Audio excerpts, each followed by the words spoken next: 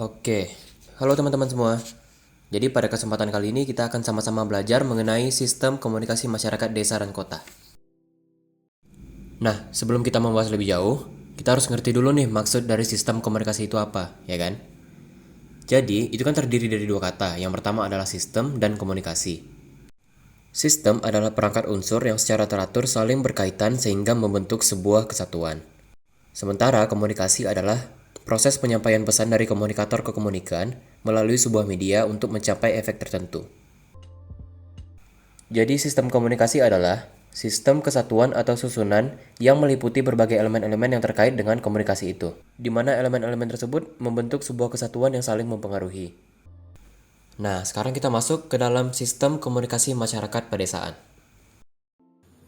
Sistem komunikasi masyarakat desa atau SKMD adalah sistem komunikasi di masyarakat yang entah sadar atau tidak telah berjalan dengan sendirinya, seolah-olah menjadi kesepakatan di antara mereka. Memang kebanyakan mereka melakukan komunikasi secara langsung atau lisan dengan berbagai saluran seperti arisan, pengajian, duduk-duduk di depan rumah, dan lainnya mengikuti kebiasaan setempat. Hubungan sosial dan pola sistem komunikasi masyarakat perdesaan. Ruang sosial menjadi arena interaksi di antara anggota kelompok atau komunitas tertentu. Seorang anggota kelompok membangun relasi dengan anggota kelompok lainnya dalam ikatan yang ditandai oleh makna-makna dan tujuan-tujuan tertentu. Dalam hal penggunaan instrumen teknologi komunikasi, misalnya, penggunaan telepon seluler telah membawa warna dan pola baru bagi aktivitas relasional di masyarakat pedesaan. Di desa, komunikasi antarpersonal biasa disebut dengan getok tular. Artinya komunikasi dilakukan dengan lisan tentang suatu pesan dari satu orang ke lainnya. Namun, dengan tingkat perkembangan pengetahuan dan pendidikan penduduk yang sudah mulai maju, pola komunikasi semacam ini lambat laun akan ditinggalkan masyarakat. Pada saat ini ada 3 media yang sangat berpotensi dalam menyebarkan informasi ke masyarakat pedesaan, yakni koran masuk desa, media rakyat, dan media tradisional. Program KMD di Indonesia mulai dilaksanakan pada bulan Februari 1980. Ini dilakukan mengingat KMD sangat penting untuk mensosialisasikan pesan-pesan pembangunan. Media rakyat. Bisa dikatakan bahwa media rakyat adalah bentuk komunikasi dengan memakai media massa sebagai salurannya. Media rakyat juga sangat berperan dalam membantu perkembangan masyarakat. Media tradisional. Kalau media massa adalah media dengan menggunakan alat teknologi komunikasi modern, sedangkan media tradisional adalah alat komunikasi yang sudah lama digunakan di satu tempat atau desa sebelum kebudayaannya tersentuh oleh teknologi modern dan sampai sekarang masih digunakan di daerah itu. Baik, saya di sini akan menjelaskan mengenai sistem komunikasi masyarakat kota.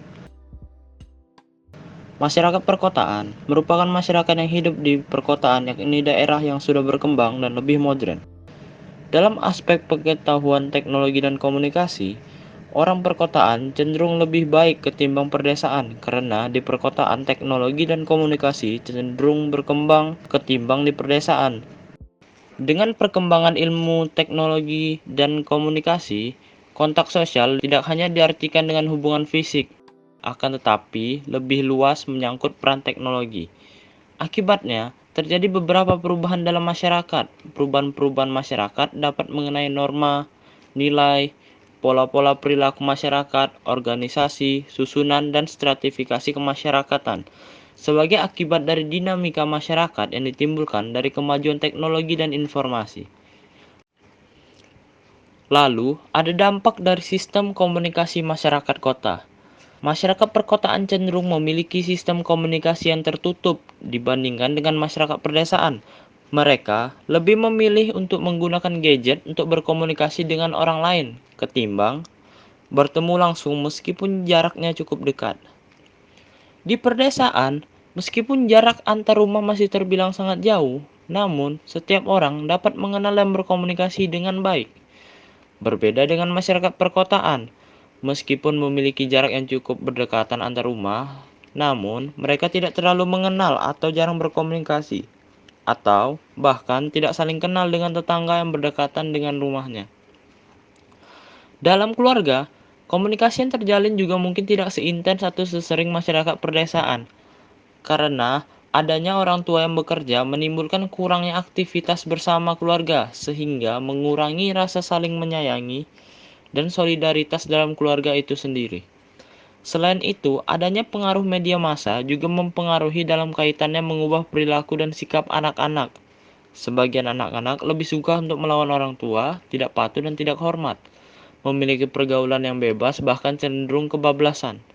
Banyak perilaku kriminal yang ditimbulkan akibat kurangnya didikan orang tua yang sibuk bekerja, dan lain-lain. Adanya teknologi yang berkembang pesat juga menyebabkan sikap acuh tak acuh timbul pada masyarakat perkotaan. Kepedulian terhadap sesama bukanlah suatu hal yang dikatakan penting, seperti yang terjadi pada masyarakat perdesaan. Masyarakat perkotaan lebih memilih untuk memperhatikan kebutuhannya dibandingkan kebutuhan orang lain yang ada di sekitarnya. Keberadaan alat teknologi atau gadget menjadi sesuatu yang diagungkan di masyarakat perkotaan. Semua dilakukan dengan menggunakan teknologi untuk mempermudah dalam menjalani aktivitas.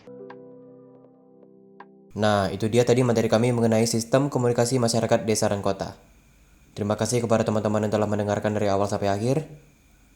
Thank you.